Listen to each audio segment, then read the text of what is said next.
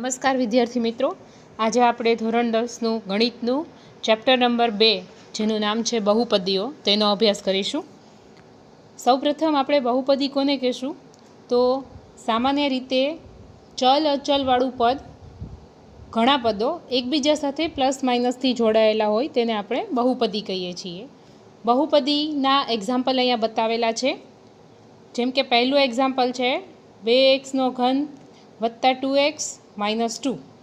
તો એમાં બે પદ હોય છે જેને એકને ચલ કહીએ છીએ, એકને અચલ કહીએ છીએ। ચલ એટલે કે જેની કિંમત આપણને ખબર નથી, જેની કોઈ પણ કિંમત હોઈ શકે છે। જેમ કે અહીંયા આપણે ચલ તરીકે x લીધેલો છે, એની સાથે જે ગુણાયેલું પદ હોય છે, જે અંક હોય છે તેને તેનો સહગુણક કહેવામાં આવે છે।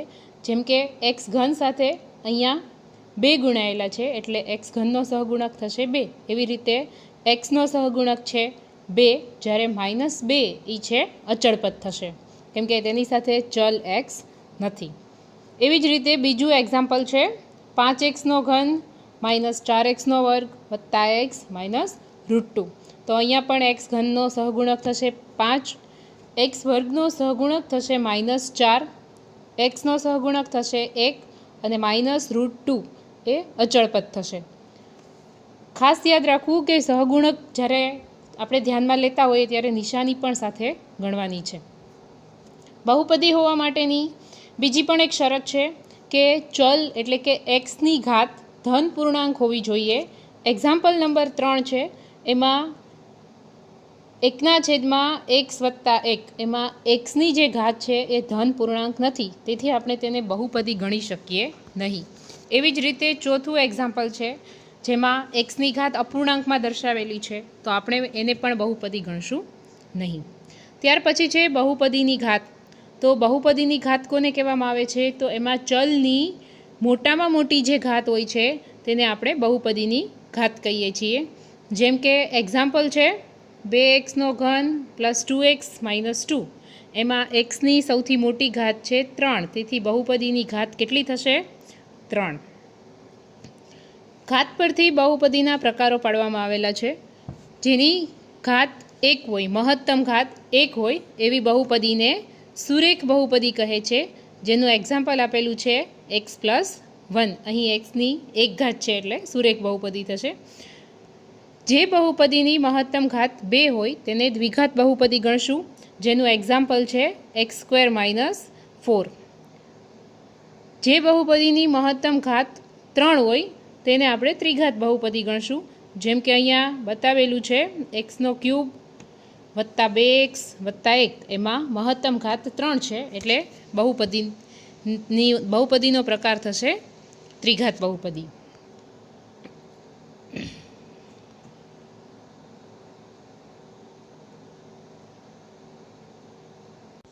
ત્યાર પછી છે બહુપદીના શૂન્યો। તો એક્સની એવી કિંમત મૂકીએ કે જેથી આખી બહુપદીની કિંમત શૂન્ય થઈ જાય, તો આપણે તેને બહુપદીનું શૂન્ય ગણશું। જેમ કે અહીંયા એક એક્ઝામ્પલ બતાવેલું છે x² - 4। તો એમાં એક્સની કિંમત આપણે 2 લઈ લઈએ તો એક્સની બદલે આવશે 2² - 4, જે ટોટલ થઈ જશે 4 - 4 એટલે કે 0। તો બહુપદીની કિંમત 0 થઈ જશે।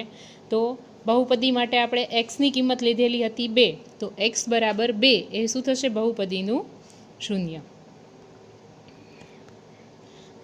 બહુપદી સામાન્ય રીતે સુરેખ બહુપદીનું વ્યાપક સ્વરૂપ છે ax + b,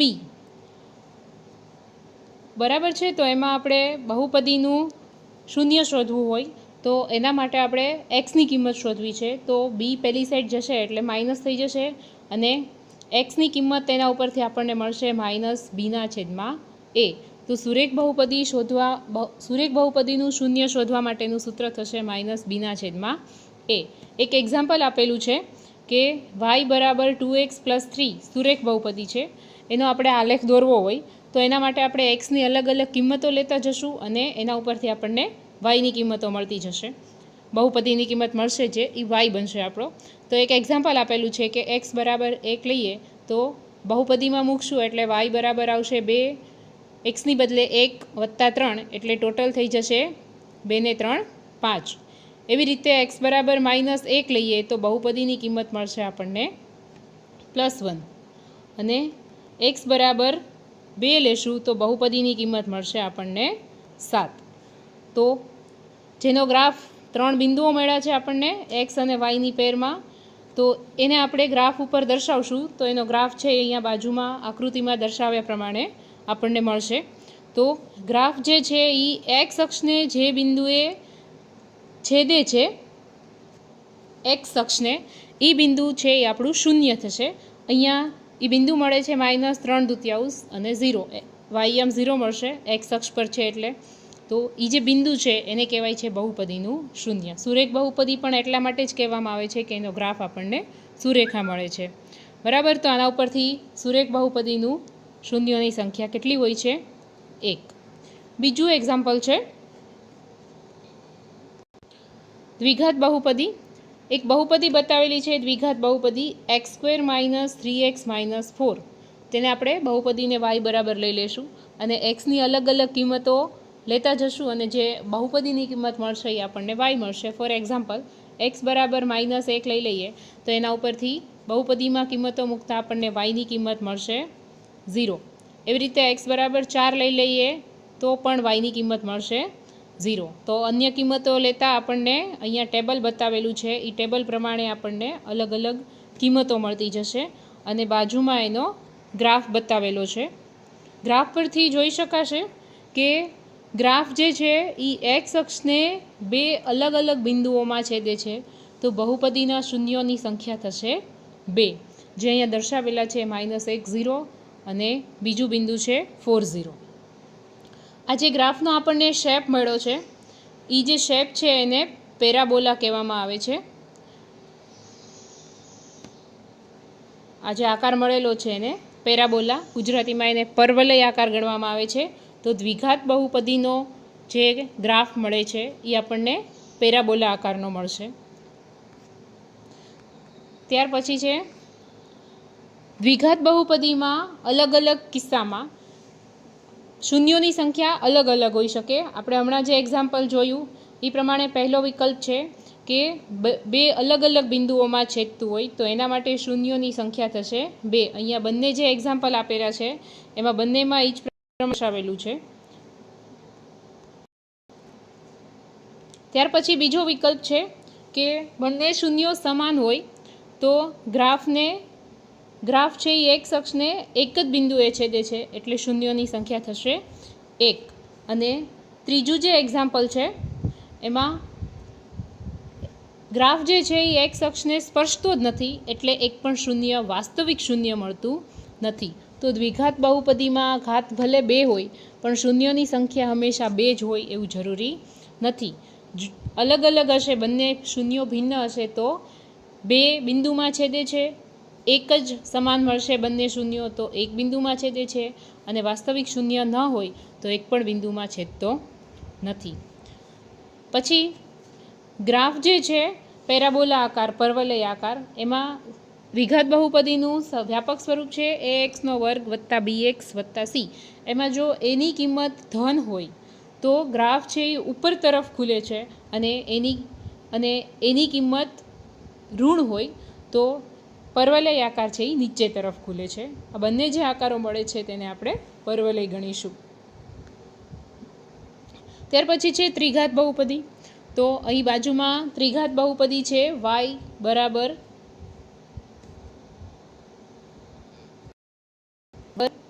x³ - 4x. તો એનો અહીંયા ગ્રાફ બતાવેલો છે. એના ગ્રાફ દોરવા માટે આપણે xની અલગ અલગ કિંમતો લેતા જોઈએ. જેમ કે x બરાબર 0 લઈએ તો આપણને yની કિંમત મળશે 0. એવી રીતના x બરાબર 2 લઈએ તો પણ y 0 મળશે, -2 લઈએ તો પણ 0 મળશે. અને એની સિવાયની 2 કિંમતો લીધેલી છે. x બરાબર +1 લઈએ તો y મળશે -3 અને x બરાબર 1 લઈએ તો આપણને yની કિંમત મળશે +3.